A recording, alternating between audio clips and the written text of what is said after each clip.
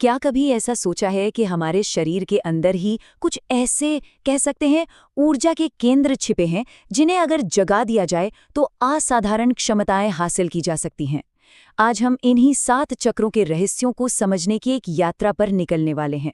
जरा सोचिए, अगर कोई अपने 7 चक्रों को पूरी तरह से जागृत कर ले तो माना जाता है कि वो दुनिया के उन टॉप 1% लोगों में शामिल हो सकता है जो जिंदगी में कुछ भी हासिल कर सकते हैं। सुनने में ये किसी फिल्म की कहानी जैसा लगता है ना? तो सवाल यही उठता है कि क्या ये सच में मुमकिन है? क्या इंसान के अंदर वाकई ऐसी शक्तियां हैं? चलिए इस दावे की गहराई में चलते हैं और देखते हैं कि सच्चाई क्या है। अच्छा, इस पूरे रहस्य को समझने के लिए सबसे पहले ये जानना होगा कि ये चक्र आखिर हैं क्या। इन्हें हमारे होने की, हमारे अस्तित्व की नींव कहा गया है और हमारी ये यात्रा भी बिल्कुल यहीं से, सबसे बुनियादी स्तर से शुरू होगी। तो चक्र क्या है? देखिए, इसे ऐसे समझिए जैसे हमारे अंदर ऊर्जा का एक घूमता हुआ भंवर हो, एक छोटी सी गैलेक्सी की तरह।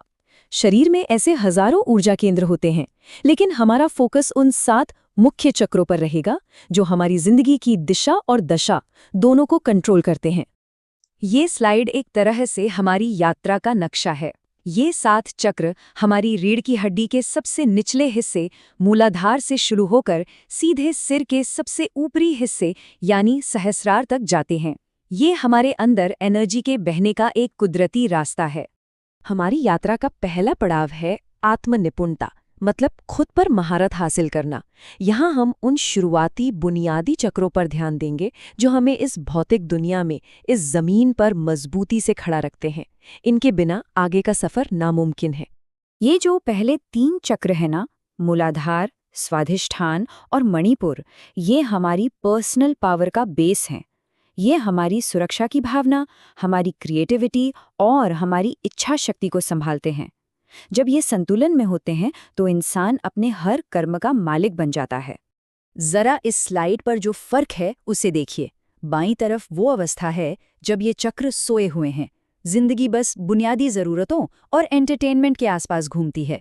लेकिन दाईं तरफ देखिए, जागृत अवस्था में वही इंसान डर से आज़ाद, इमोशनली बैलेंस्ड और जलन, घमंड जैसी चीज़ों से ऊपर उठ जाता है। कितना बड़ा बदलाव है ये! तो सवाल ये है कि इन एनर्जी सेंटर्स को जगाएं कैसे? खैर, इसका एक तरीका है बीज मंत्रों का जाप। ये वो खास ध्वनियां हैं जो सही चक्र पर कंपन पैदा करती हैं, जैसे स्थिरता के लिए लम, सेल्फ अवेयरनेस के लिए वम और अपनी शक्ति को जगाने के लिए रम। अब हम अपनी यात्रा के एक बहुत ही खास मोड़ पर आ गए हैं, हृदय चक्र।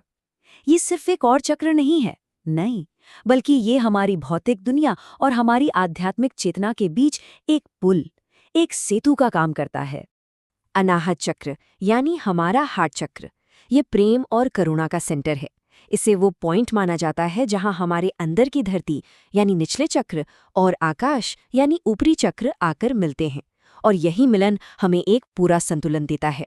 जब यम बीज मंत्र के अभ्यास से हृदय चक्र जागृत होता है तो इंसान छल, अहंकार और हिंसा जैसी भावनाओं से बहुत ऊपर उठ जाता है। इनकी जगह ले लेता है निस्वार्थ प्रेम और एक गहरी जिम्मेदारी। और सबसे कमाल की बात, ज्ञान खुद ब खुद अंदर से बाहर आने लगता है। अच्छा, तो हृदय चक्र का ये पुल पार करने के बाद अब हम अपने आखिरी पड़ाव में दाखिल हो रहे हैं, उच्च चेतना। यहाँ हम बात करेंगे उन 3 सबसे ऊपरी चक्रों की जो हमें अभिव्यक्ति, अंतर्ज्ञान और परम आत्मज्ञान तक ले जाते हैं। विशुद्ध, आज्ञा और सहस्रार, ये चक्र हमें परम जागरूकता की तरफ ले जाते हैं। ये हमें इस भौतिक दुनिया की हदों के पार देखने और सीधे इस ब्रह्मांड से कनेक्ट होने की ताकत देते हैं। और ये है इन ऊपरी चक्रों के बीज मंत्रों।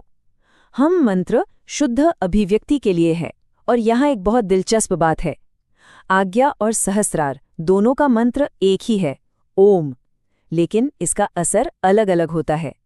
एक आपके अंदर के इंट्यूशन को जगाता है तो दूसरा आपको परम आत्मज्ञान तक ले जाता है। और अब देखिए उन असाधारण क्षमताओं की एक झलक जो इन आखिरी 3 चक्रों के जागने से मिलती हैं। वाक सिद्धि, मतलब जो मुंह से निकले वो सच हो जाए, से लेकर सीधे ब्रह्मांड की ऊर्जा से जुड़ जाने तक की अविश्वसनीय शक्तियां। देखिए, ये यात्रा जितनी लुभावनी है उतनी ही गंभीर भी है। और अब हम इसके सबसे सबसे ज़रूरी पहलू पर आ रहे हैं। इस प्रक्रिया को सुरक्षित तरीके से करने के लिए कुछ बहुत ही खास चेतावनियों पर जोर दिया गया है। ये समझना बहुत ज़रूरी है कि ये कोई आसान रास्ता नहीं है। इसके लिए बेहद कड़े अनुशासन की ज़रूरत पड़ती है। एक बार में एक ही चक्र पर काम करना, सिर्फ सात्विक भोजन करना, ब्रह्मचर्य का पालन करना और क्रोध, लालच जैसी भावनाओं पर पूरा काबू रखना। और आखिर में सबसे बड़ी चेतावनी, इस रास्ते पर कभी भी अकेले नहीं चलना है। एक अनुभवी गुरु का मार्गदर्शन अनिवार्य है, बिल्कुल जरूरी है, क्योंकि बिना गुरु के की गई कोशिशों के नतीजे बहुत गंभीर मानसिक और शारीरिक समस्याएं हो सकती हैं। ये कोई खेल नहीं है।